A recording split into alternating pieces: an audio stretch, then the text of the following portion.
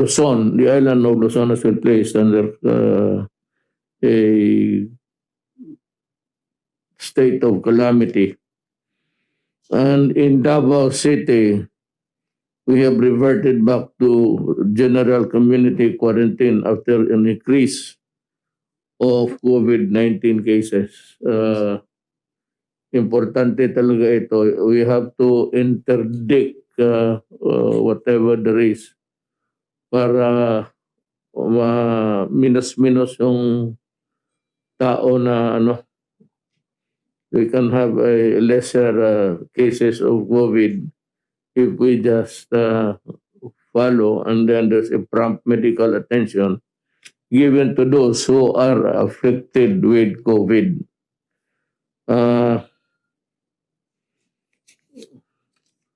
I will ask now, tapos na tayo doon sa COVID. So, nandyan yung COVID, nandyan yung pasyente, nasabi na ni Ilan at Ilan ang gumagaling. Now, ang pag-usapan nito natin ngayon, we'll talk about what happens next. What's next?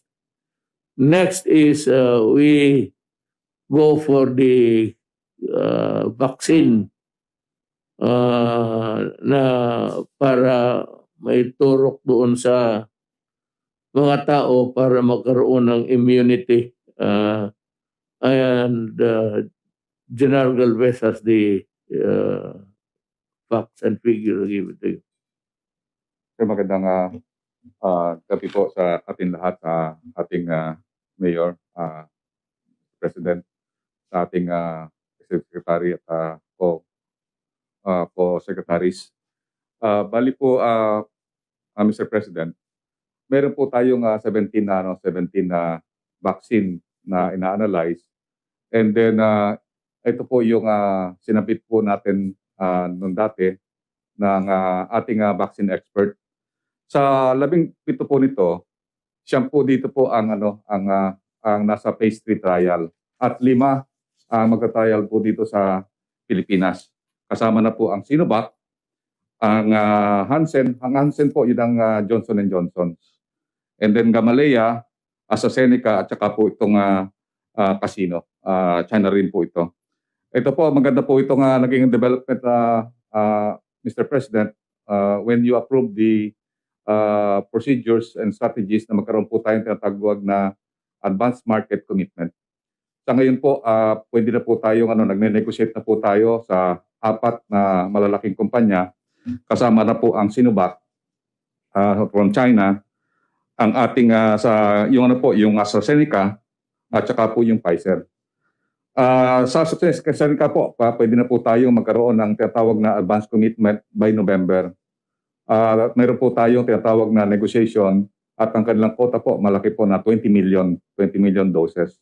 At nakita natin ang AstraZeneca po maganda po dahil kasi non-profit po ang sa kanya at saka pinakamababa po yung kanyang presyo. More or less $5 lang po. At medyo maganda na po ang discussions at medyo nagkano po tayo sa contracting at saka financing. And most probably kasama rin po dito ang tripartite agreement ng ating mga business sector. At inano po namin before November 30 po magkakaroon na po tayo ng tinatawag na pirmahan ng MOU.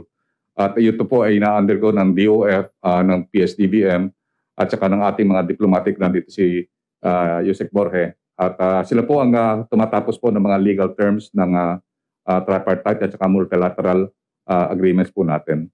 Maganda po ito, sir, dahil kasi ang ating pong fund manager at saka yung tinatawag nating procurement agent, yung Asian Development Bank po.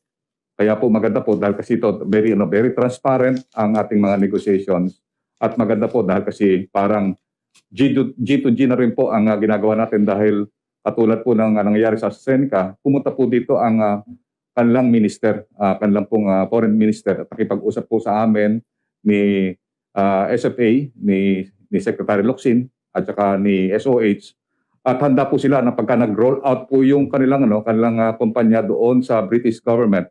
Pupunta po rito yung mga military at saka yung mga logistic personnel po nila para tulungan po tayo mag-roll out din dito. Kung just in case dumating po yung yung tinatawag nating nagkaroon po tayong kasunduan with AstraZeneca. Kasi ang AstraZeneca po ay Oxford at saka yung British government po ang nag-ano po sa kanila. At sila po ay kasama sa mga facility na sinasabi nga natin kailangan magkaroon ng equitable access sa mga mahihirap na mga countries. So yun po ang yung panawagan po natin na talaga pong ito po ay non-profit at saka yung tinatawag na equitable distribution for the poor. Magagawa na po natin, Mr. President, 20 million po. Pwede na nating maano po yun. Na by second quarter kung best case scenario po ay darating na po dito ang vaccine. Ang Sinovac po, ongoing po ang negotiation po natin. Tinutulungan po tayo ng Federation of Filipino-Chinese of Chambers na si Mr. Henry Lim. Nagpunta po sila doon at kinakausap po nila ang bahada para magkaroon po ng magandang negosasyon, particularly po yung sa presyo maibaba po para po ang mangyari ay maging affordable po yung vaccine na po natin sa Sinovac. At ngayon po yung Finance Department under Yusek Joben ay magkakaroon po ng another meeting at ito po baka magkaroon po ng tinatawag na G2G na financing. May possibility po, dalawa rin po na pwedeng ADB ang magano po or ang mangyayari po ay makikita natin na parang financing. Yung tinatawag bilateral financing. At yung Johnson & Johnson, kinakausap din po natin at saka yung Pfizer. Maganda po ang naging po natin sa Pfizer kasi nakita natin 95% po ang efficacy niya. Madali natin kinausap yung kanyang country rep at napakaganda po maganda po yung kanilang offer at nakikita ko po ito ang susunod after ng Sinovac at saka ng AstraZeneca. Mahal po ang po natin kung just in case na makuha natin tatlo nito, makakabuo po tayo ng 60 million next year. So ibig sabihin meron na po tayo na magandang mga vaccine na nakita natin na safe, cost-effective at saka po talaga yung efficacy ay medyo po ang maganda po ang kanilang mga performance. Yung kanila pong mga trial, yung tatawag na phase 1, phase 2, phase 3 trials ay undergoing review po ng vaccine expert natin at saka po ng ating FDA. Habang nagkakaroon po tayo ng negotiation ay pinapollow up nila po yung tinatawag na clinical evaluation para po tinatawag po natin na yung mapipirmahan niyo po na tinatawag nating emergency use authorization ay yung po ang gagawin po ng ating FDA. At yung po ang sa inyong directive na mauuna po talaga ang ating mga mahirap. At ang gagawin natin pong strategy, dalawa pong strategy po ang gagawin po natin para po maka-recover tayo at ma-contain kaagad natin ang ating pandemic. Gagawin po natin geographical. Meaning ang deployment po ng vaccine para doon po sa mga infected at saka yung mga tinatawag po natin na yung mga epicenter. And then from geographical magiging sectoral. Meaning kung sino yung priority natin doon, for example sa Manila, yung urban poor, uunahin po natin yun. Yung mga vulnerable, uunahin po natin doon. Yung mga sundalo na ka-assign sa NCR, uunahin po natin. At saka po yung mga essential workers. Yung po mayroong pong impact yung kaagad sa ating economy. At may impact kaagad na makontain po kaagad. So ang strategy po natin, Mr. President po, is geographical, priority ang NCR, priority ang Davao, dahil ang Davao po ngayon, umakyat din, priority ang Cebu, priority po yung mga Bacolod, yung mga tinamaan po ng mabigat ng COVID. Para at least ang mangyayari po kaagad, malalaman din po yung efficacy niya kasi talagang dapat po talaga i-deploy yan doon sa mga tinatawag na contaminated area. Kung i-deploy po yan sa mga unaffected area, hindi po magiging effective ang ating trial at hindi po magiging yung evaluation po natin. So yung po magiging strategy po natin na Mr. President na geographical, we will contain first through the use of the vaccine and then also yung i-deploy po natin yung inyong guidance na we will target the most vulnerable and the most poor communities na nandun po sa area na tinamaan po. Mahal na President, yun lang po ang report ko sa vaccine. Thank you, Secretary. Ngayon, narinig na ninyo, you heard what is the state of the COVID situation from Secretary Duque. Ngayon, narinig na ninyo ang anong COVID at narinig ninyo na inulit ng ni echoed by Secretary Duque again that the first beneficiaries of the COVID would be yung mga mahirap, mga vulnerable, yung ewan ko kung yung mga matatanda, kung gusto pa nila. Yun ang pati yung military kasi I need a healthy military and police. Kasi pag magkasakit lahat yan, wala na akong asahan, wala tayong mautusan kung gawin to, gawin doon. As I have said, try to understand the police and the military. They are really the errand boy of the Republic. Kita naman ninyo yung baha sa Luzon, several. Kita ninyo yung military, Coast Guard, lahat na pumupunta na doon. Police. And then they have to take care of the law and order situation. So huwag na ninyo pahirapan masyado yung police. Kung wala naman kayong gawin, di matulog na lang kayo kaysa mag-inuman dyan tapos magkagulo. And not only once but many times na madisgrasya yung peace officer just because he intervenes itong mga away-away ninyo na inuman. Ponder on the things that they have done so far in the past few days. And you would say that they are really the workers of government. Truly. Sila mauna ng bagyo, sila mauna ng landslide, sila naguhukay lahat. So, you love your police and your military. Let me just also clarify because nandiyan na yung overview, alam na natin kung paano, ilan sila. Tapos si Secretary Galvez gave us the rundown sa COVID, whether or not we will acquire the COVID, and he says we will. So the next thing we do is how to implement. You need manpower or orderly sa police, pero that would be under the General Anyo. So that General Anyo should see to it that the manpower will be provided by the DILG plus the police. Saka yung mga barangay. Marami yan barangay tanod, tapos the barangay council, the municipal mayor. I'm sure that Secretary Anyo would know what to do.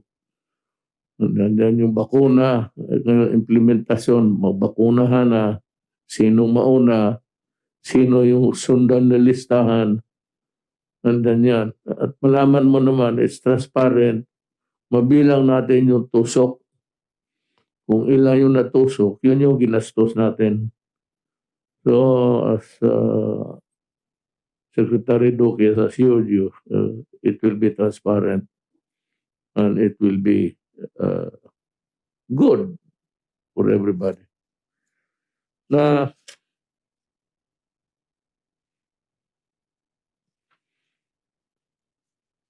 wala naman masyado tayong unless hindi, may kalimutan ko.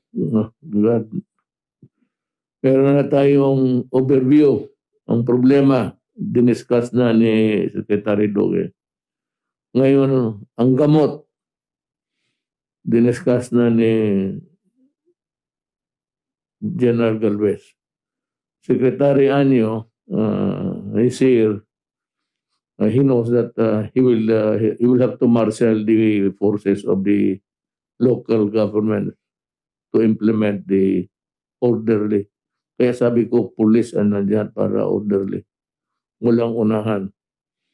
At true to what you said, Secretary Calvet. Unahin yung mga mahirap. Yung sundalo ko, pati yung mga vulnerable. Unahin sila. Pagkatapos sila, tayo na naman. Ngayon, anong sunod? Nandiyan na. Nandiyan na yung vaccine na target na. Ang pera ngayon, sino magbayad? So, si Secretary Sani Dominguez ang magbayad. Mr. President. May tatlong sources po tayo ng funding. Okay? Ang unang source natin, yung mga multilateral agencies, ADB at saka World Bank.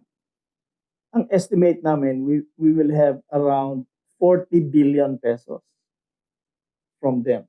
Low cost, long-term loans. 40 billion from multilateral agencies. Tapos meron po tayong domestic sources of financing. Ang domestic sources of financing, we estimate around 20 billion. So that will come from Land Bank, DBP, and possibly yung mga government-controlled corporations. So that's 20 billion. Tapos, mag-negotiate pa po tayo sa mga bilateral sources. Depende sa source ng vaccine, either England or US or whoever. And ang target po namin doon, around 13.2 billion pesos. So ang total niyan is about 73.2 billion financing that it's pretty much almost fixed. Most of it is already fixed. 13.2 billion hindi pa completely negotiated. So 73.2 billion pesos. Ngayon, ang average cost, ang estimate namin sa average cost ng vaccine, around $25. Not per dose, per person. Di ba? Around $25, which is 1,200 pesos, more or less. Some are lower, some are higher. So we don't know yet exactly how much is the cost. But let's say $25 or 1,200. 73.2 billion pesos is good for 60 million people to be vaccinated. Around 60 million people. So that is more or less what we have in line. Ngayon, we'll have to consult with the DOH if 60 million is enough. If 60 million people is enough to be vaccinated. Our herd immunity po, Mr. President, is anywhere from 60 to 70%, according to the World Health Organization. So if we're able to reach that, we're going to pretty much arrest the spread of this. And mawawala yung COVID-19 sa ating pong lipunan. Can we have a herd immunity there? We will have a herd immunity. That's our goal, mga 60 to 70% po. So basically, 60 million is okay. And we have the funds for that. 60 billion? Or 60 million people. 73 billion pesos. Around 73 billion. 73.2 billion. now, we are through with the resource persons for which this meeting was called is ano na sila, they are very much competent and in their field of specialization. Lahat ito competent and capable. So dito naman tayo sa the incapable. Itong sa dito BIR na tayo. Ang nauna dito sabi ko sa iyo, there's an ongoing purge sa gobyerno ngayon. Sabi ko nga, maybe during the last year of my term, I'll do nothing except to go after people who are into graft and corruption. Marami na po tayong napaalis, about almost 300 na. Rolando Cruz, ewan ko, but he's connected with the BIR. Puro empleyado ito ng BIR. Hindi ko wala silang address. Rachel Doton, dismissed, grave misconduct and dishonesty. Unremitted cash collection is 406,757.22. Merlina Salisi, dismissed, dishonesty and misconduct.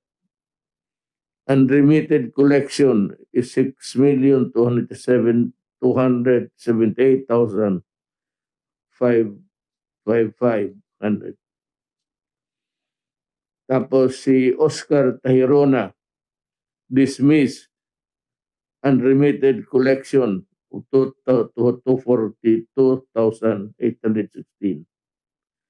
Si Rolando Mirasol, dismissed of grave misconduct, illegally obtaining money by deception. Si Marlene Caraos, dismissed, unremitted collection 379,355.26. Si Pilarica Teng, dismissed, unremitted collection 110,000, grave misconduct, gross neglect of duty. Rodolfo Suelo, dismissed, grave misconduct, unremitted cash collections. Mildred Cabral, dismissed, unremitted cash collections of 1,144,807. Emma Mendoza, dismissed, serious misconduct, serious dishonesty and grave misconduct.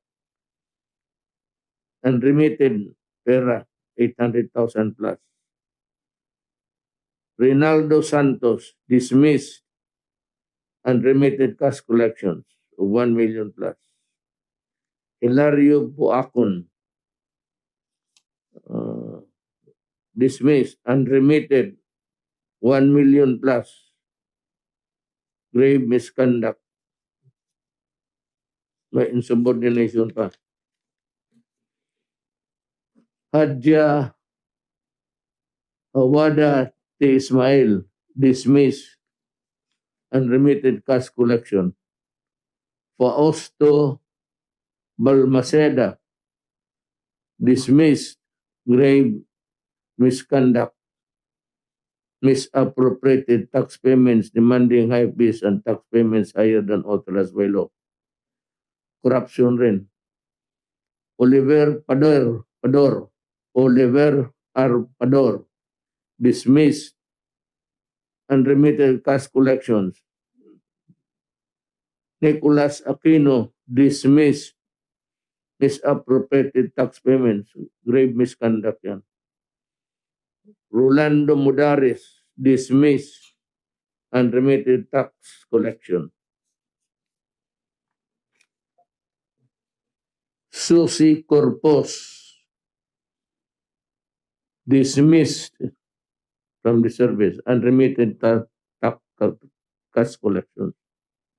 Edmundo Sioy, dismissed, harassment, extortion, and entrapment. Gary Atanasio,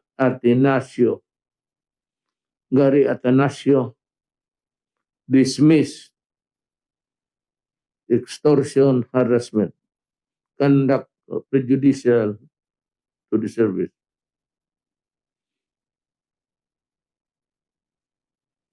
Arturo Buñol, dismissed. Entrapment, extortion.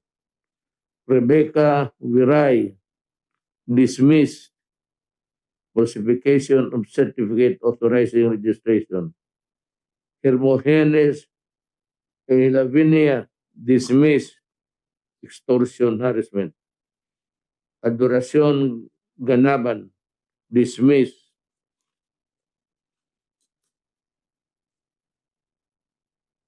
Unremitted collections.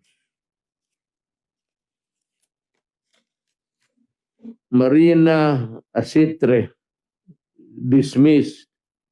Unremitted tax collection. Malversation to. Gloria A. Naval, dismissed. Unremitted tax collection. Malversation yan. The crime is malversation. Actually, ganito yan. Itong binasa kong dismissal, ano lang ito, administrative. Matanggal ka lang sa gobyerno. Yan lang ang purpose nito. Ngayon, pagdating sa ombudsman, the ombudsman, if he finds na tama yung ginawa sa administrative case, will file the corresponding criminal charge. So dalawa ang harapin mo, dismissal from the service, wala ka ng trabaho, tapos makulong ka.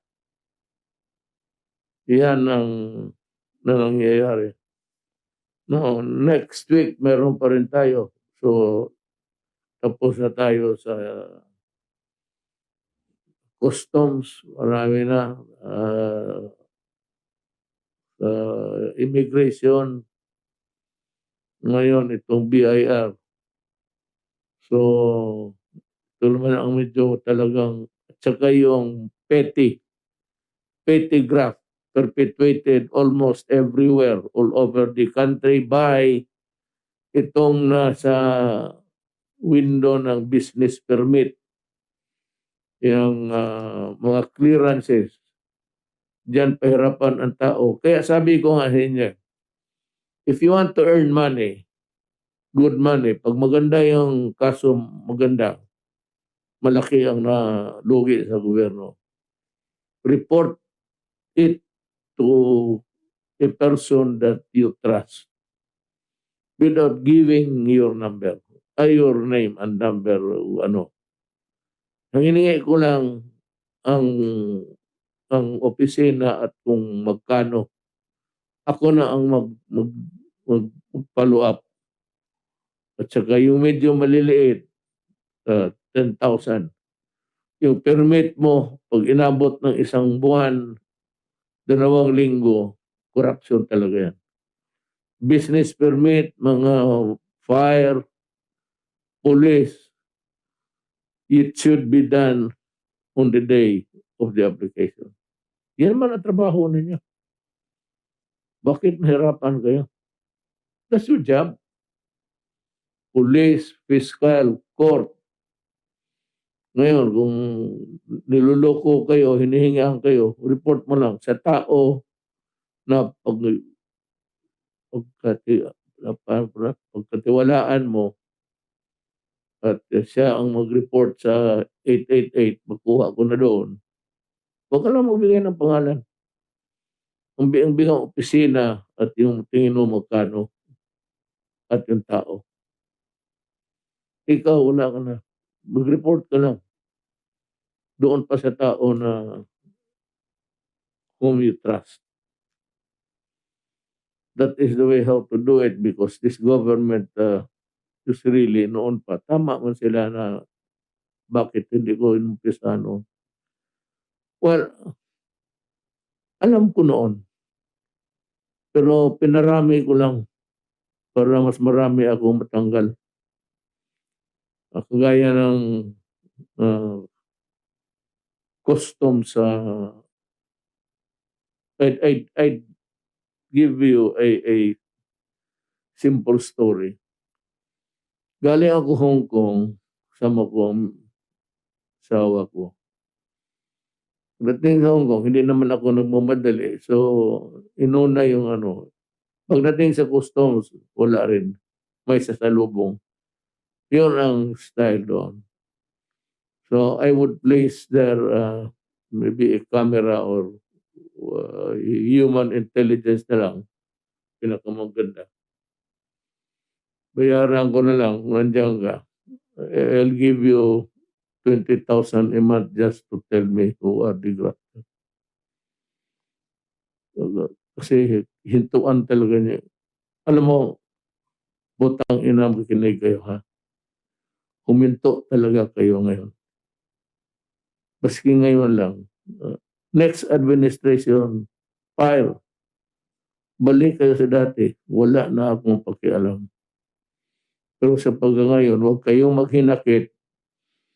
Huwag kayong magalit sa akin kasi ako galit rin sa inyo. Pareho tayo putang ikaw pa ang galit, ikaw pa magnanakaw. Do not blame anybody except yourself.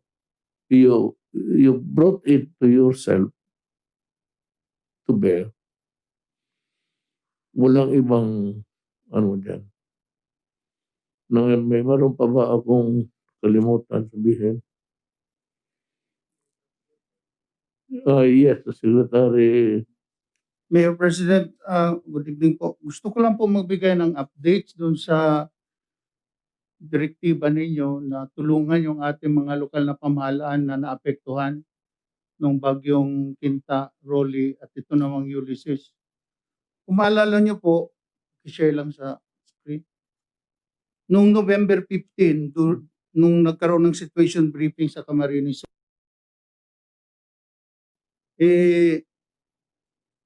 dahil nga inaprubahan ninyo na magbigay tayo ng tulong, kaya po in 2 days time, noong November 17 lang, dahil din sa apela ni Senator Bongo at sa kanyang suggestion na tulungan ng mga LGUs, nag-release po kagad tayo ng 1.5 billion.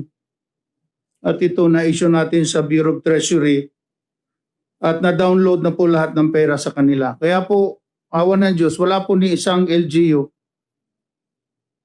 Ito lang po yung, dahil nga po sa apela ni Senator Bongo, tinawagan niya ako after Rolly, ano daw pwedeng gawin sa mga LGUs. Kaya po maalala nyo, nung sa situation briefing sa Camarines Sur, inaprobahan ninyo na tulungan natin ang mga local government units na naapektuhan. Kaya po in 2 days, nag-release po kaagad kami ng SARO at saka Notice of Cash Allocation sa Bureau of Treasury. At nag-issue din ako ng local budget circular kung paano gagamitin yung pera. Next slide. So ito po yung mga natanggap na ng mga local government units natin sa buong areas ng Calabar Zone, Mimaropa at Bicol. Kasi 3 regions ang tinamaan po. Umabot po yan ng 1.5 billion. At nandiyan po ang distribution ng mga allocation na binigay natin sa mga local government units. Kaya tuwang-tuwa po sila. Wala pong nagreklamo kahit sa kanila na pinabayaan natin sila. Meron po pong nadagdag dyan. Base po ito sa result ng investigasyon ng OCD at ng DSWD. Kaya po dyan natin natansya kung magkano kailangan nila. May buffer po tayo na 500 million. May nadagdag na 10 LGUs pa na bibigyan din natin. Dito naman po sa Typhoon Ulysses, nag-usap din kami at sabi nga ni Senator Bong kung pwedeng matulungan din. So dito po namin, base din sa report ng Office of Civil Defense at DSWD, naglaan din po kami ng 1.5 billion. Same amount lang din po na ibibigay natin. Next slide. Next slide. Yan po. Next slide. So ito po yung damage po na nangyari sa kanila. So katulad din po sa Typhoon Kinta and Rolly, aside from the 1.5 billion, meron din pong buffer na 500 million para po kung meron pa mga LGUs na hindi na isama sa report, may bibigyan din po sila. So ito po yung sitwasyon natin, ang balances natin sa National Disaster Risk Reduction and Management Fund. Yan po ang next slide. Ito po yung distribution ng mga augmentation fund na ibibigay po ninyo sa mga local government units. Inintay po nila yan dahil po alam nila na tutugunan natin yung pangangailangan nila. Pag na-aprobahan po ninyo, bukas din marirelease po natin sa Bureau of Treasury yung pera para magamit po nila kagad. Kawawa talaga yan nila lahat. Saan yung papel ngayon? Pagka sinabi nyo lang po, sir, right now, bukas po, re-release namin. Pero may papel na. Tupalo na lang po yung papel po. Really? I-release mo na. Opo. Salamat po, sir. Basta tanggapin na nila. Opo. Next slide. So, yun po. Pero may ano pa ha? May typhoon pa. Isa ngayon pumapasok. Yes, Mayor. Handa rin po tayo dyan, Mayor. Wala pong problema. Next slide. Ito na nga po yung balanse natin. Meron pa tayong 10.274 billion sa regular natin na in-dream fund kasi dinagdagan po natin ng 10 billion yan. So, a total of 15 billion na ang nadagdag natin dyan. Kay buong na-request yan. Opo. So, ang kailangan ko lang po sa inyo, approval ng release ng 1.5 billion augmentation of local calamity funds to LGUs affected by Typhoon Ulysses po. If the papers have been prepared already pending my signature, Actually, you can share with release. me, sir. Share with me, sir. The same memo that I sent to you for Rolly and Quinta po. It's with you now? Ibigay ko lang po, sir. I will sign it now. Sige po, sir. So, Little bit later. So ito lang din po ang hinihintay natin, tas tuloy-tuloy lang. Kaya wala po kahit na isang LGU nagrereklamo sa atin na kinalimutan natin sila o tinagalan natin sila kasi pag sinabi mong release din po kagad. Ganito, AMPAC, I think communicated to me that they have already the list of congressmen who are into the business of asking commissions from the contractors. And lumabas doon na ang namimili ng mga contractors para sa kanilang project ng mga congressman. At doon sila kumukuha. Now, how true itong sabi ni Bilica sa PAC? It's a matter of evidence. Ganito yan eh.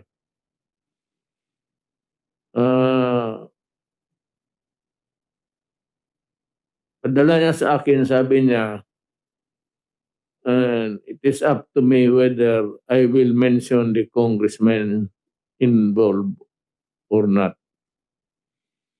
Alam mo, let's go to political law. I have no business investigating congressmen.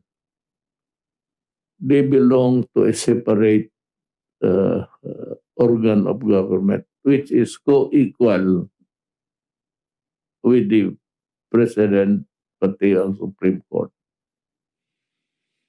Now, kung itapon mo sa akin, I have no other recourse. Itapon ko rin yan doon sa ombudsman because it is the only investigating agency that's has jurisdiction over congressmen. Hindi ako. I cannot investigate congressman. That would be an encroachment of the power of the separation. Hindi ako pwede. So, ang listahan lang ni Bilica, ibigay ko na lang din doon sa ombudsman. Now, whether dito sa akin i-mention ko yung pangalan o hindi,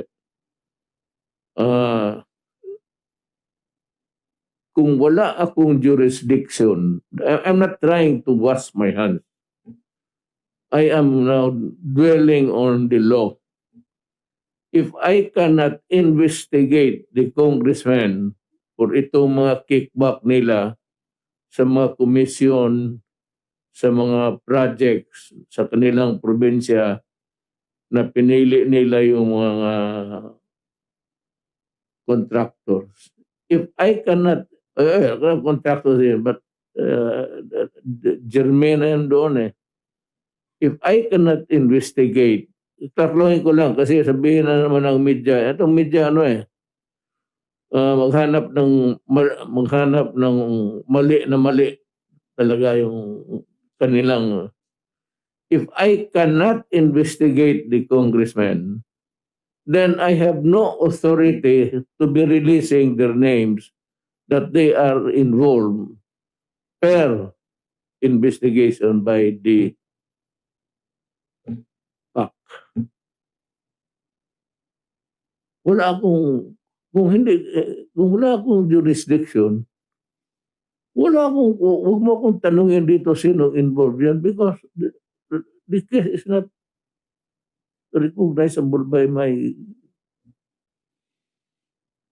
gano'n ang, kaya nasabi ko yan, sinabi ko na kaya ako maipit dito, one of these days, pag forward yan, and Belhika has no choice but to forward it being, hindi man siyang ako man. The head of the, yung government, sa department of, sa akin, ako, so magpunta talaga sa akin yan. Na kung sabihin niya, there is enough evidence to prove the case of whatever, ipasa ko yan doon sa, I cannot read. If I do not have jurisdiction, I cannot name them publicly. Wala akong, sabihin ko na, hindi sabihin ko na, hindi ako natatakot o may kinukuberan ako na congressman. Wala. Wala. Pagdating yan sa listahan, it will be given to me and to me alone. Now, when the time comes, I will ask the Secretary of Justice to review it, but review na cursory reading lang. I said because he does not have the jurisdiction either. He will pass it on to the Ombudsman. Yes, sir. Mr. President, it's not the congressman himself who is being investigated. In a different perspective, Mr. President, if it's a particular transaction being investigated, for example, by the PACC or the Task Force Against Corruption that the DOJ created upon your instruction, and in the course of the investigation, Mr. President, it would turn out that some members of, let's say, the legislature are involved in a particular corrupt practice or transaction, then I think it is within the power of, let's say, the task force or the NBI or the AMLC or the PACC, which are member agencies of the Task Force Against Corruption, to mention this, let's say, members of Congress who are allegedly involved in the particular transaction. So, Mr. President, it's not really the person who is being investigated, but a particular transaction na maaari pong nakasama or may involvement itong any member of the government which is outside the executive department. So I just want to clarify that point. That is why I said I use the germane. Kasi kung itong transaction na ito, involve itong congressman na ito, then itong contractor na ito should be investigated altogether. Sila. We cannot have a separate because yung findings ng, well, for example, we have jurisdiction over the mga contractor. But kung tapos yung sa congressman, it can happen na different ang decision. maybe exonerating the congressman or exonerating the contractor and making the congressman liable. Kaya ayos kanina germane. If it is the transaction is germane to that particular congressman, so kanya yan. Kanyang sagot yan. Nang ano dyan. Ay ito namang it presupposes that the investigation was conducted because of a questionable transaction. And ang ano dyan, in this case, germane lang rin dyan ang ng congressman. But he should be there. Ngayon, whether or not they can themselves independently of me release the names, sabihin ko na wag. Padala mo yung listahan sa akin, the result of the investigation, then I will give it to the Secretary of Justice, to Secretary Guevara, for him to make the proper endorsement to the Ombudsman. Yan ang... Ngayon, ano pa ba? Wala naman siguro. Itong droga. Anak ng waiting. There are about... Kaya man kayong mga human rights, magtulong talaga kayo. There are about, if you see the briefer, the persons arrested for the day, hindi magkulang sa 200, 300. That is how pernicious drug is in the Philippines. Ang problema natin, ang kalaban natin dito is the Sinyalosa and the Tumbambo Triad. Yan ang problema natin. It's so organized na talagang may mga factory na sila kung saan-saan, and it's a worldwide business. Kaya tayo, hoy mga putang ina kayong mga human rights.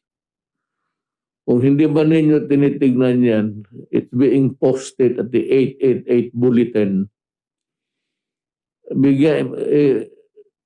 Bigyan ko kayo ng kopya. Mabuti pa bigyan ko kayo ng kopya. Convince these people na sa listahan to stop. Kasi sabihin mo, maghinto kayo kay baka mamatay kayo. That is the proper way of doing things. Instead of going after us who are enforcing the law, do not threaten us with imprisonment and investigation because you are trying to pin down an individual, maybe out of bigotry. Pero kami, we're trying to save a nation. Every day, almost 1,000 cases of drug. Yes, Secretary Anyo. Mahal na Pangulo, Mayor, magbigay lang po ako ng update sa nakaraang anti-illegal drug operation ng ating Philippine National Police this November po, mula November 1 up to November 21. Ang Philippine National Police po under kay General Sinas ay nag-conduct ng 2,946 anti-illegal drug operation at nagresulta po sa pagka-aresto ng 3,646 suspects, kasama po ang 37 na namatay. At nakakuha po ng 50.5 kilos of shabu at 11.7 kilos of marijuana, a street value of 345 million pesos po. So talagang patuloy pa rin po yung paggamit ng droga ng mga ibang mamamayan natin. But ito po ay tingin pa namin. Magbibigay po ako ng update sa inyo kada linggo para po masubaybayan natin ang maigting na paglaban sa illegal na droga. Ano, Secretary Anyo, we do not need really to pronounce it again, but there is a declaration by me based on a proclamation also of President Arroyo before, raising the issue of that a national security matter. That is why kasali na ang military dyan, because if it is in national security, it is now the state, the welfare of the state that at stake. That's why hindi lang ito trabaho ng police, national security. Hindi ko naman hindi ko inulit. So the military has to also participate. They have to form some kind of mga squad yan to and just the same, do not be afraid of the threats of the itong human rights. Walang mangyayari sa bayan ko po. Pag umatras ako, walang mangyayari sa Pilipinas sa panahon ko. Gawain ninyo yan sa hindi na ako presidente. Pero wag ninyong gawin talaga sa Now, despite of our dire warnings, sige pa, tingnan ninyo yung briefer. Almost, doon, prepared by PDEA, almost 1,000 cases, anak na. Patay ang bayan ko. So, what is there? What country do I pass on to the next generation? Sa mga anak ko, sa mga apo ko. Ibig mong sabihin, magkalat yan, sabihin niya, malas niya, ganun talaga ang panahon. Hindi, human rights. You better look for another fight. Yung mga genocide talaga, alam niyo kung anong countries, but do not tinker with the drug problem in the Philippines. This is mine and mine alone. Now, yung mga police pati military, sinabi ko naman, just follow the law. The only thing that you are really allowed to kill is when your life is in danger. Pero por Diyos naman, marami na akong pulis na matay. Ayaw ko yan. Nagagalit ako sa pulis na patay. Sabihin ko, bakit hindi mo iununahan? You are the arresting officer. You must be prepared. For alam mo, sa totoo lang, in the convention sa Chiefs of Police of Europe and America, any overt action na parang magbunot ka, because kasi doon Bombay, yung grapple or something inside your clothing, that is enough for the police to shoot you dead. You check it out with the police authorities. Nabasa ko yan, matagal na. Pinadala talaga sa akin.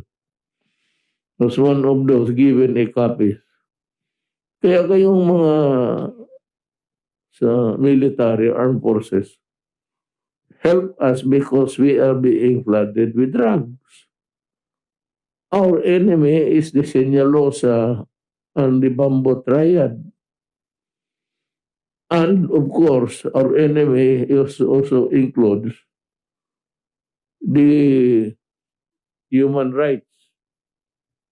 Hindi lang sila, hindi talaga kalaban na patayan. So they're out to discredit, they are out to send to prison somebody who's doing his work. Huwag kayo matakot. Akin yan, as I have said before, yung mga issues sa human rights, that is mine and mine alone. You just say that you follow the order. unrightly so. Kung anong utos ng presidente yung commander-in-chief and for the police because he is the chief of executive, sumunod kayo. Huwag kayong matakot pumatay. Hayaan mo yung human rights. Basta you do it in accordance with law. Again, about the only time that you're allowed to kill is when your life is in danger. I have said that so many times. I'm saying it again tonight. So, that is all for sa inyong mga kababayan ko. Naibigay na namin sa inyo ang report namin. We hope to see you again next time. I hope everybody is safe and well. Salamat po.